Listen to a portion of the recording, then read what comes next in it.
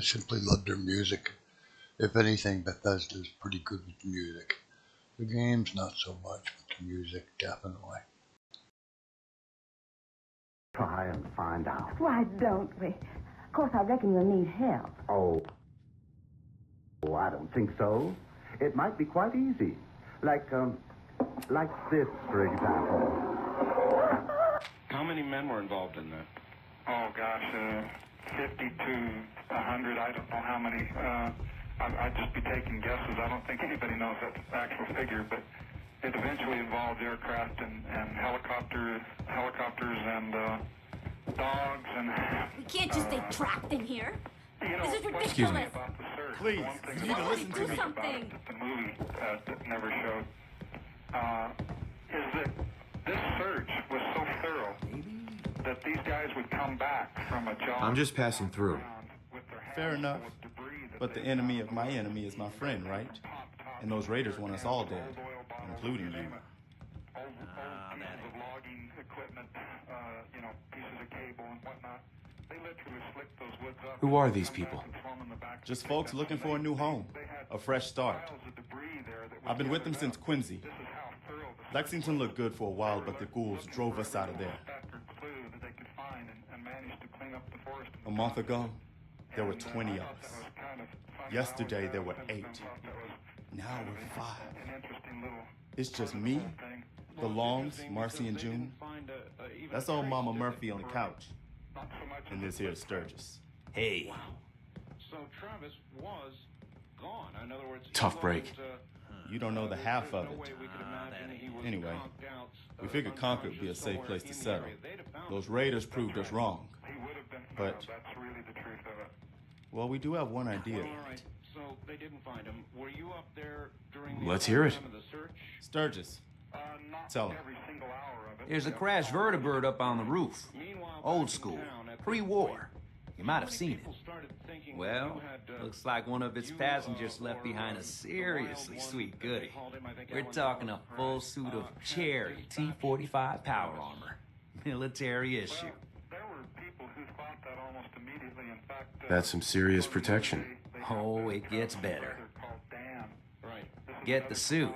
You can rip the minigun right off the vertibird. Do that, and those raiders get an express ticket to hell.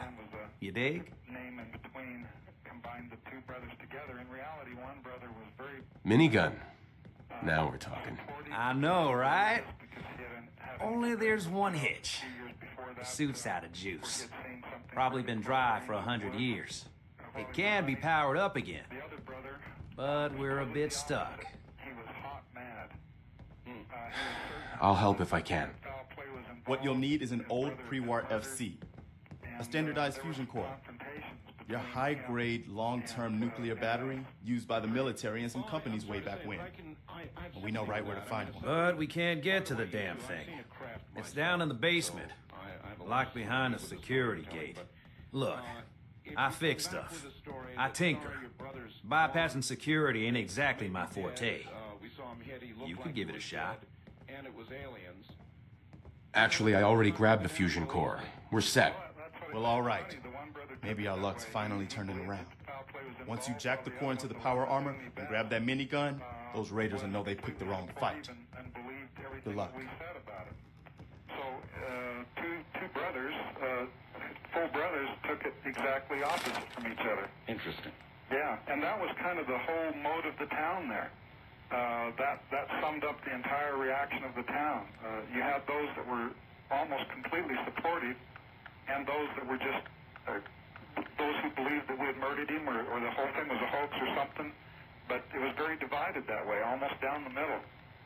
And that's what made for a real wild situation in the town there for several days. In fact, ever since, really. Well, the fellow they called Alan Dallas, the bad apple or the bad seed or the drifter, was he as hot-headed as they depicted him to be in the movie? Yeah. He was. Yeah. So then there was some reason that, particularly since Travis, did you really have that altercation with him? In the summer of the year 60, Julius Caesar, approaching the end of his term as governor of Hispania Genesis, chapter 1.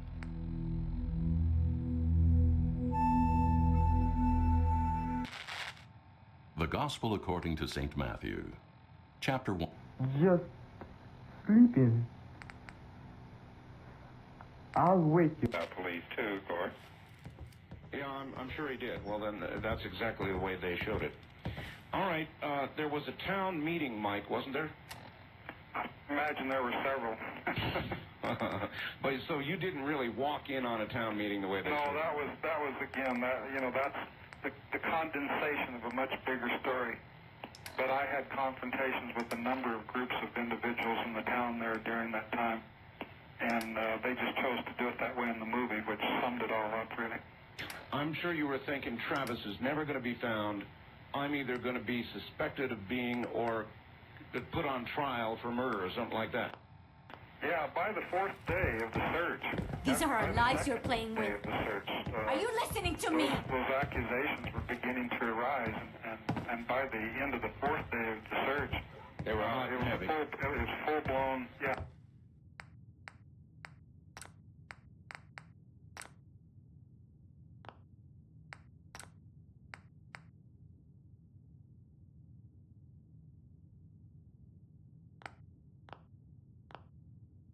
All right, you two, hold on just a moment. We'll be right back.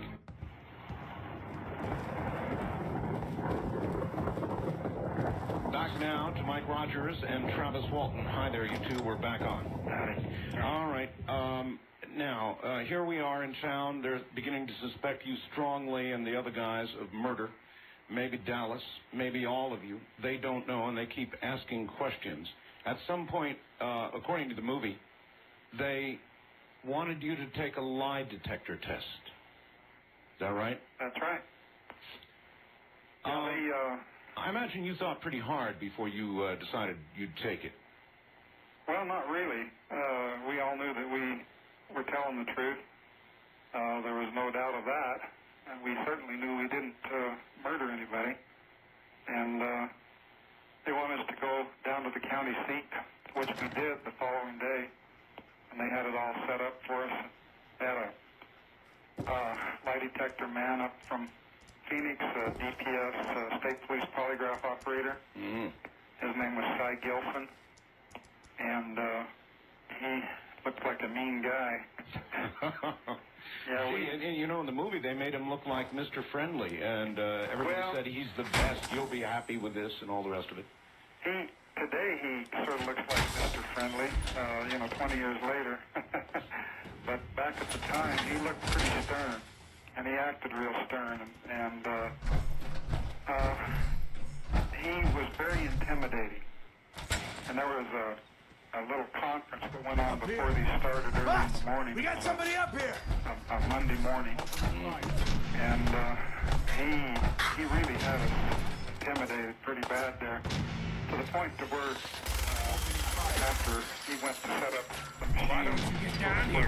Show me that fancy killer boat. Some of the guys, including myself, were just a little bit. I'll give you that. You wait, we were a little bit afraid that just by the way this guy acted, an intimidating manner in which he talked to us there, we were afraid maybe there was some government involvement. Oh. And that, it turned out that just wasn't true. It was just simply a feeling that we had that maybe... Come on, I got places to be! We were all going to fail these tests even though we were telling the truth. Well, that's what I would have been worried about. That, I would feel intimidated, probably like Cato Kalin in front of Marcia Clark or something, and my pulse would start racing and the machine would say I'm lying. Uh-huh. Yeah. That about right? Well, no, we weren't worried.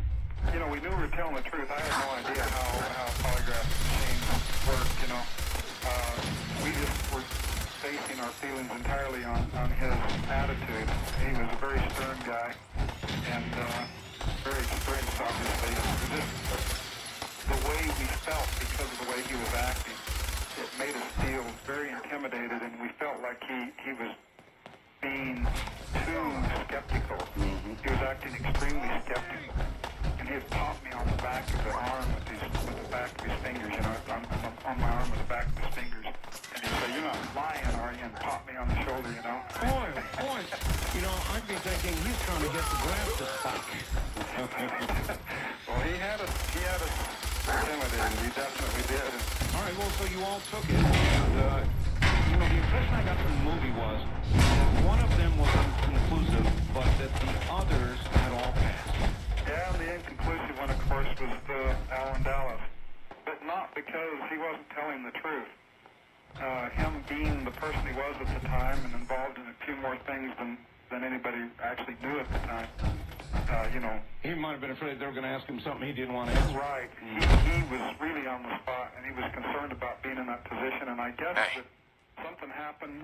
Never have heard the complete explanation. But, you know, these lie detector tests, it's not just like they ask you a series of questions once. They actually go through it at least 3 and maybe 4 and even 5 times. Mm-hmm. Each test actually involves several series of questioning. Each series of questioning is pretty much identical, but the whole thing altogether per person took 2 hours or more. Oh boy! So you know you really get grilled, and so you don't just go through the thing one time. What happened is Alan had gone through like 2 run-throughs of this thing. And somewhere along the line, and more or less in the middle of the testing series, something happened between him and the examiner where Alan got mad, thought that indeed this guy was head over there. Bought off by the Go government, there. For some reason, and that combination, that feeling because of something that the examiner had said to him.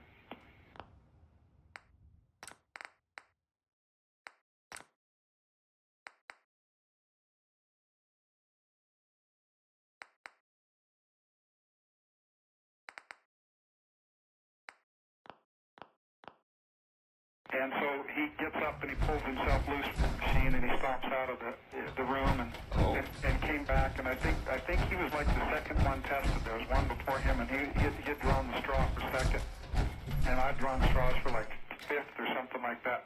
So at that point, I volunteered to go in ahead of my schedule, 5th place in line, and went next after Alan because I figured that somebody needed to cool the situation down. I knew that we couldn't just all get up and walk out because of Alan's anger, because knowing Alan's personality, I figured that his reaction there was more his personality than anything. And we didn't want to have this thing end that way, so I went in next, and the examiner kind of explained a little bit of what happened with Alan, but he wouldn't tell me a whole lot. He just said, well, you know, he thought I was the next one in, and only those guys knew who was in order because we'd drawn straws and wants to go, you know, in order. But once in there, he went ahead and convinced me by talking to me that he was on the up and up, that there was nothing, hold position, you know, going on here. He hadn't been bought off. He was just doing his job. He was going to give you an honest test. And yeah, exactly. And that's the way he presented this to me. So I went ahead and was tested. And the whole thing, you know, went normally, and then the next couple of guys came in, and everybody got done. It didn't finish until late that night because it took so long for you. Ooh, that's a big process. Yeah, the examiner really went through a day there. And then they kind of at the end of that day, they said, well, everybody seemed to be telling the truth, and there was one inconclusive, would you say, is Dallas. I want to clear something up about Dallas before we go on. Travis, Dallas had a cut on his hand. No? Well, he may have cut himself at work, but it had nothing to do with any fight that we had. So that was movie stuff. Yeah. They were trying to imply that there had been some fight between you and Dallas where he might have done that cut. Yeah, there were theories, you know, about chainsaw murder and that sort of thing. And, you know, the movie went out of their way to sort of add suspicion or questionable circumstances that weren't really there.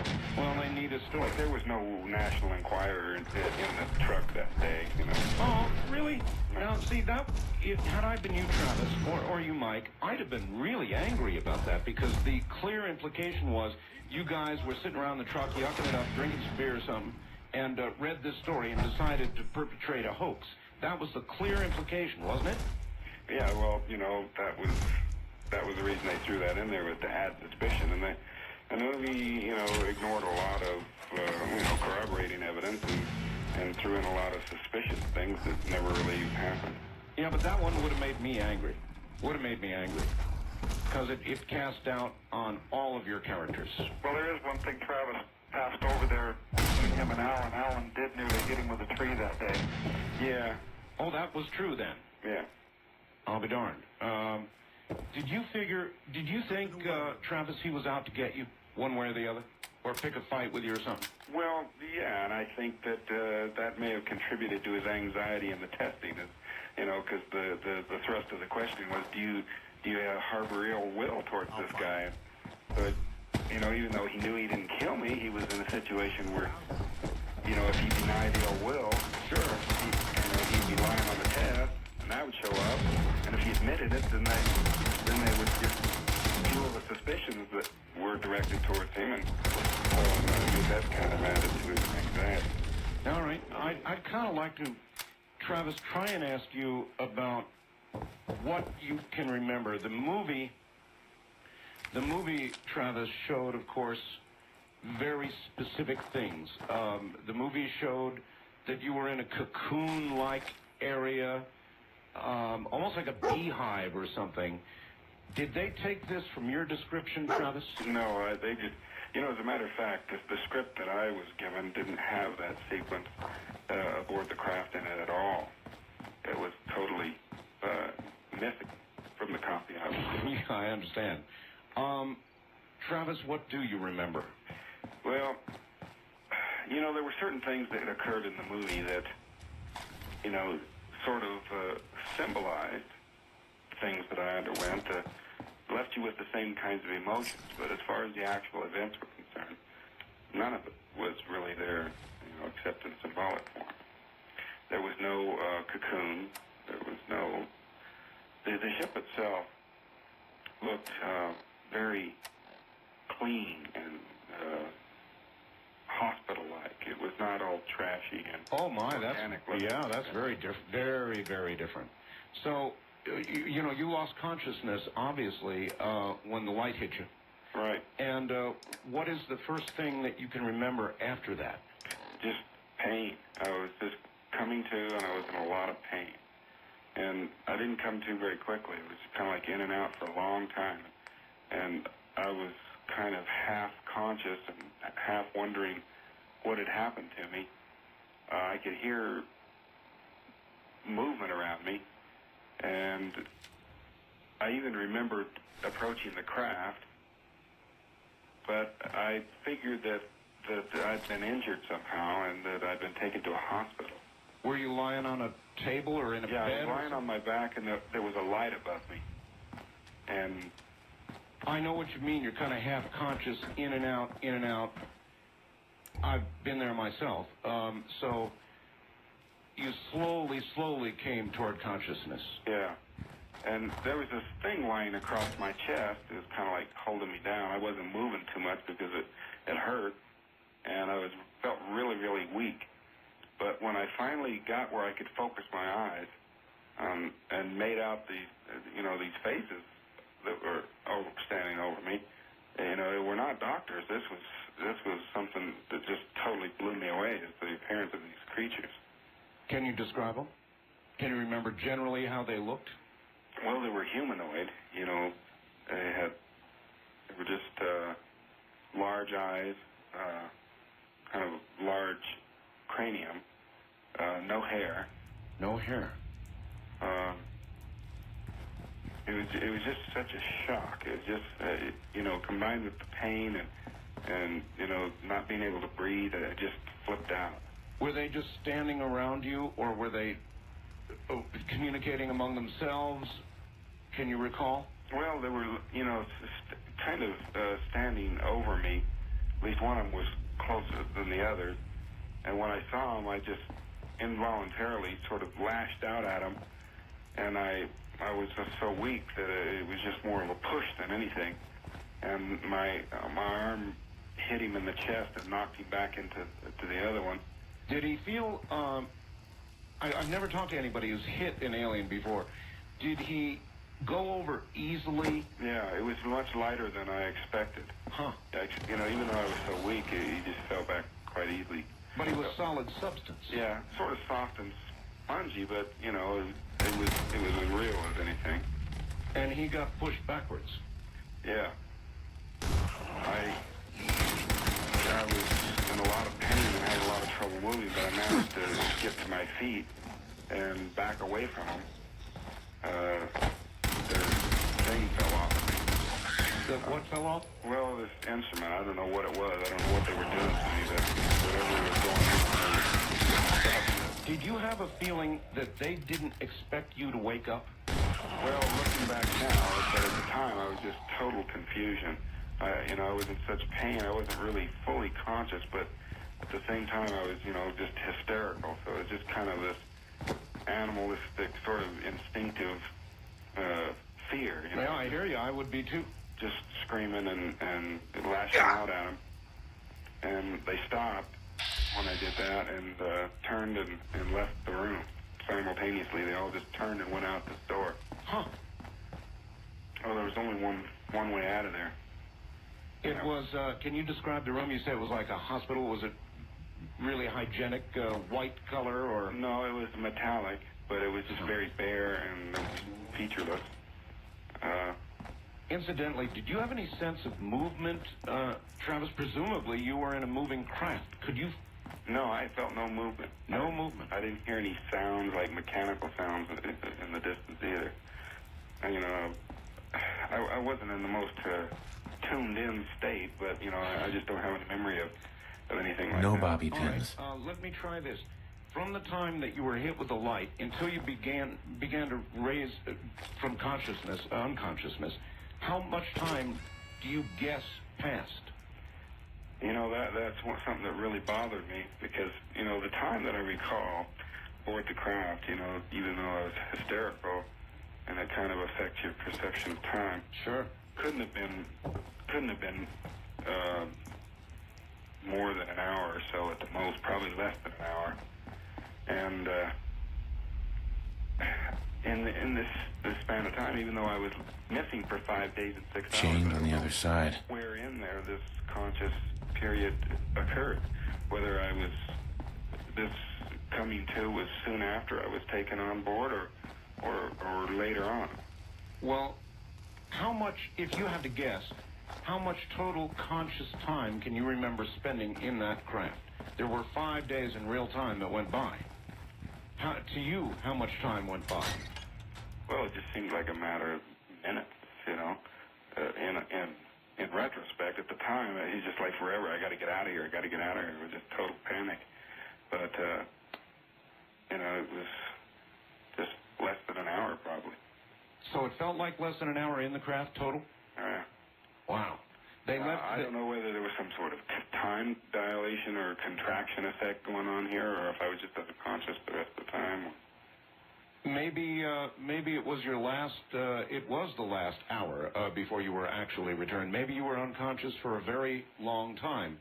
I know that in the movie they examined you when you got back, and they said you had not eaten or had anything to drink in 5 days.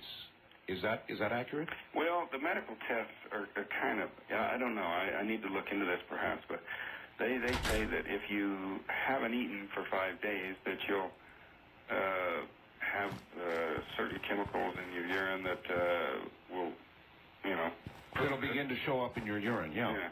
No, I don't know. Is that true of an unconscious person? I don't know. I would imagine so. In other words, the body's processes, conscious or unconscious, continue. And if you have not had nourishment in that time, then I would imagine that would be so. So you spent an hour of conscious time in that craft. Did they ever come back into that room? No. I was afraid they would, though. I was really terrified of that. And they'd gone out this hallway down to the right, so I just took off to the left, just running. Oh, wait a minute. There was an open door? Yeah. Oh, excellent. I figured they'd have locked you in, but they didn't. No. So you just walked out? Yeah. And they went to the right, so you went to the left. Yeah, that'd be my choice, too. Yeah.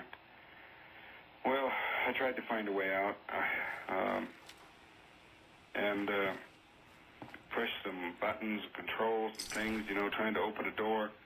Crazy, desperate sort of things, but this was interrupted by a person, a being coming in who I took to be human. I figured I was saved. And when he motioned for me to go with him, I went, thinking that, you know, he was saving me, rescuing me. Uh-huh. And he led me out of this craft. Out of a craft? Yeah. And at this point, it was parked inside of what appeared to be, well, it was either a building or part of a larger craft. Wow. And again, I felt no movement, you know. Getting outside of there, the air was much more breathable. The air, the light was brighter, seemed. So you were either walking out, you walk out of this one craft either into like a hangar or a building or another craft. Who could tell, I guess, huh? No. But it was completely enclosed? Yeah, there was like panels where light was coming through, you know, whether these were artificial lights or actual sort of translucent windows, I don't know. But I didn't get too much a chance to look around. He hurried me out of this large room, down a hallway to another room where there were some more people like him. All right, that's where we're going to have to break it off. You two take it easy for a few moments. It's a great cliffhanger point anyway, and we'll be right back. It absolutely is. I make no guarantees about getting to the telephone. We're going to let this story unwind as it needs to unwind. And in just a moment, we will return to our guests. Travis Walton, the abductee, Mike Rogers, the crew chief in the group in which Mr. Walton was present when he was abducted. And we'll get back to them in just a moment. That was a pretty amazing display. I'm just glad you're on our side. All right, back now to my guests, Mike Rogers and Travis Walton. Hi there, you two. We're back again. You guys gonna be okay now? Yeah, for a while anyway. We can at least move some. Listen, when we first met, you said you were just passing through. Well, maybe this will help you reconsider. Ain't much, but it's the best we can do. Yeah, that's very and you've earned it. You know, and I've always been really amazed at how many times I'll take what I can get. Spoken like a true merc. Well, if you ever feel like fighting for something other than yourself, you should meet up with us in Sanctuary.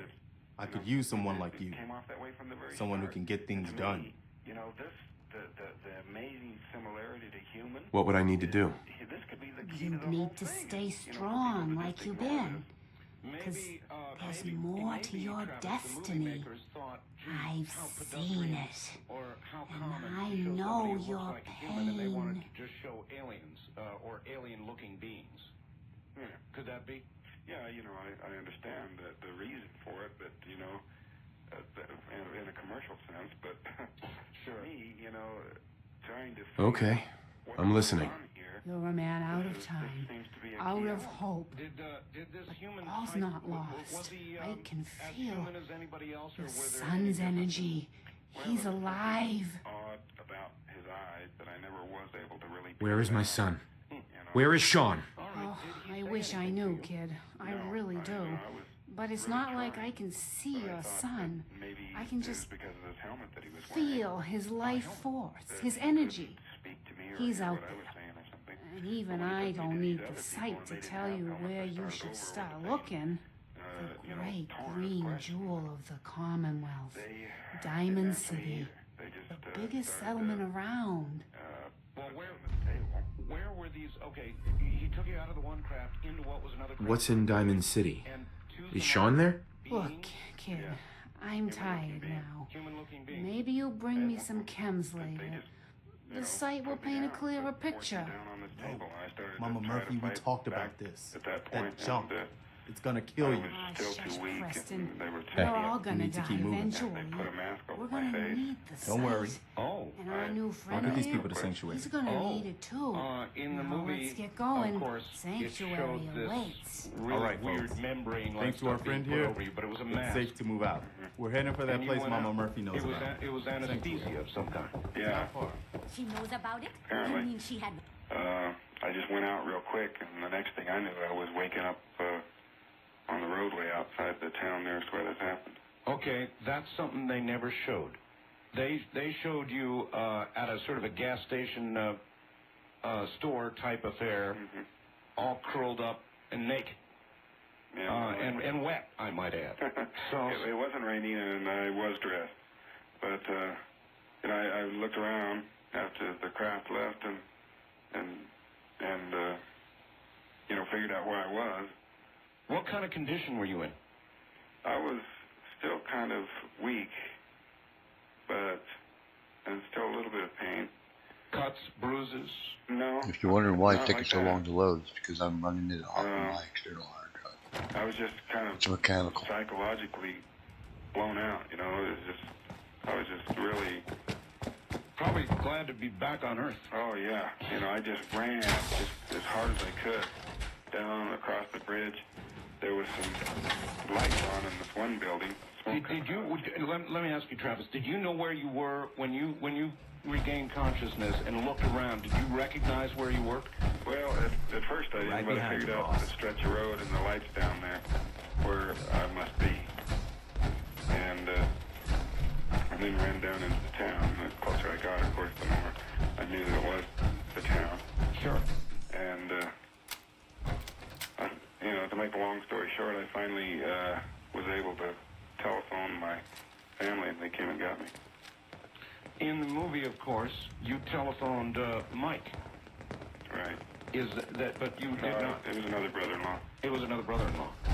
And he came and got you. In the movie, it showed your condition was terrible. I mean, you were all curled up and screaming and not very with it. Is that right or half right or all wrong? Yeah, that was basically how I was dressed, though. I thought it was the same night. I didn't realize how much time had gone by. Wow. And then on the way back, they said something that kind of let me know, could feel your face. I had this 5-day growth of beard. Look at your watch. And, so much time had gone by. It was quite a shock to me. I just kind of broke down at that point. As you look back on this now, Travis, do you think you were taken just because you were crazy enough to walk out there under that craft? Do you think they decided you were a target of opportunity? Do you have any idea what they wanted with you? Well, it's all just speculation, but I can't say I'm going to miss a lot of this people, on the ass end of the comet whale. try to suggest that they were waiting for us there, but I think that it was just kind of an accident. At least I prefer to believe that this was just a bolt from the blue, so to speak, no pun intended, and that it was just a one-of-a-kind sort of incident that I just put behind.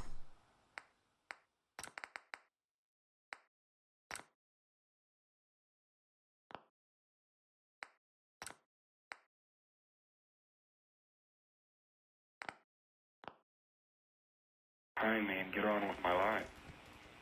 Well, I know that you both really love reporters, don't you? Well, there's been a few good ones, but, we've had a lot of trouble with people getting it right, either intentionally or unintentionally.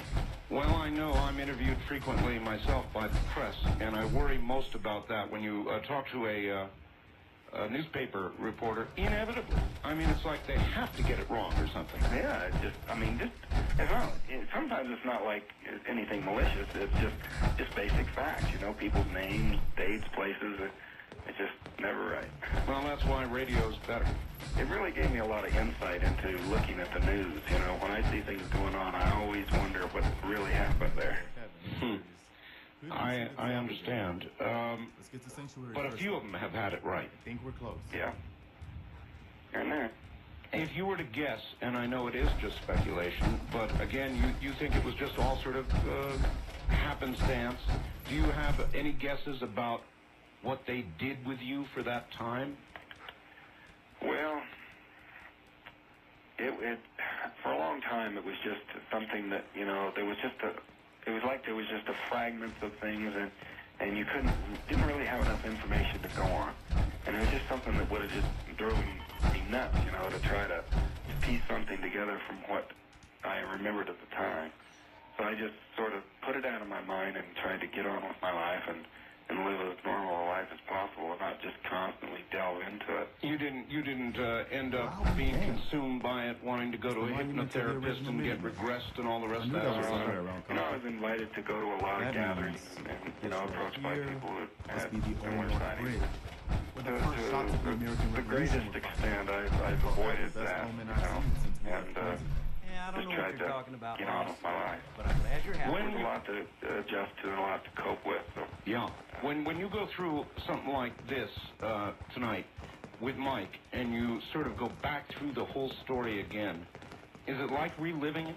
Yeah, you know, it never fails to just get me all wrenched up inside. And for a long time, I didn't talk about it hardly at all. But when the movie happened, I was kind of in a situation where listened to Mama Murphy all along. Pretty nice interviews all of that. I think we can settle down. I was afraid that it was going to just make me so sick of the subject I never could speak of it again. It would just build up to a point where it'd get worse and worse. But actually, it's kind of a decent... I used to like living here. Yeah. Before the war. What do you mean? Before what war? Are you saying... You know, feel a little easier to talk about it than I lived here over 200 years ago. I was frozen or something for most of it. Just woke up a little while ago. Damn. Like one of those old pre-war ghouls. You say you were frozen. Anybody else make it out with you?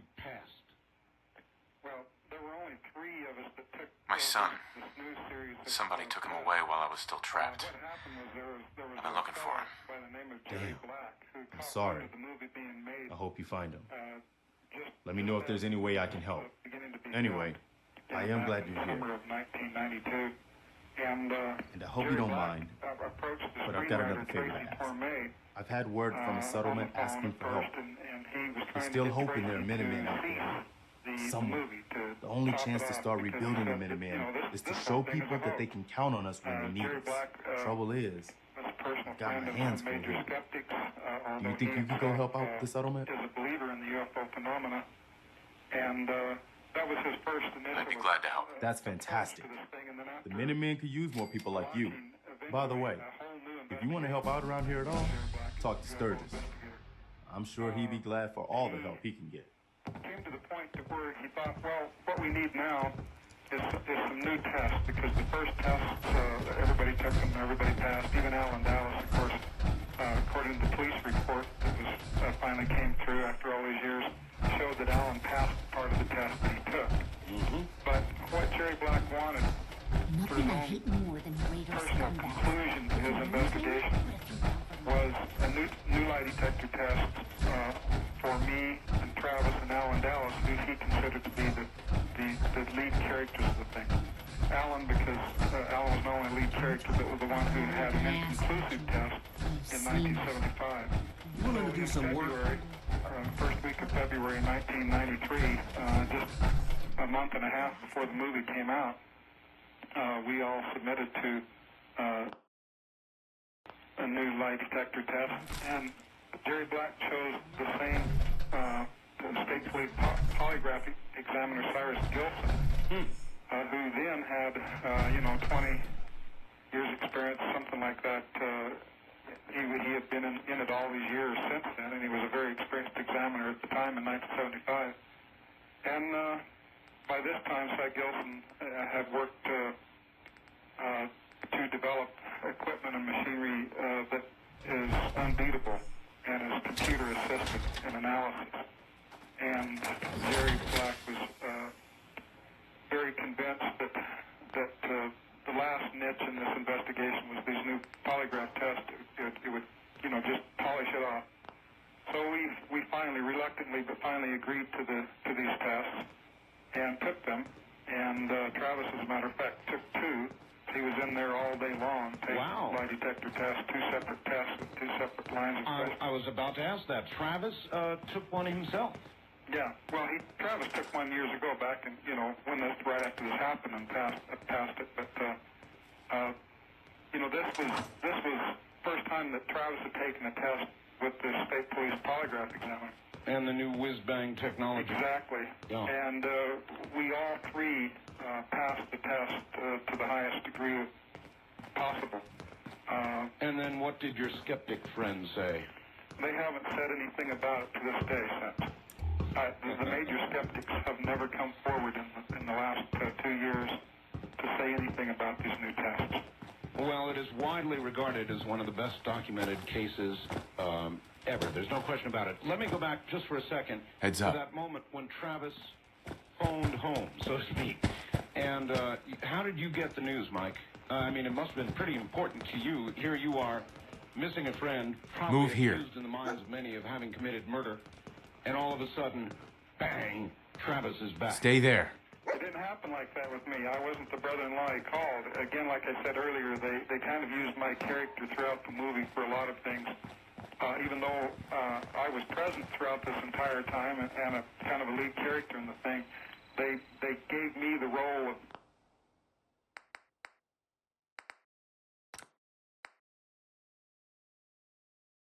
doing certain things like calling the police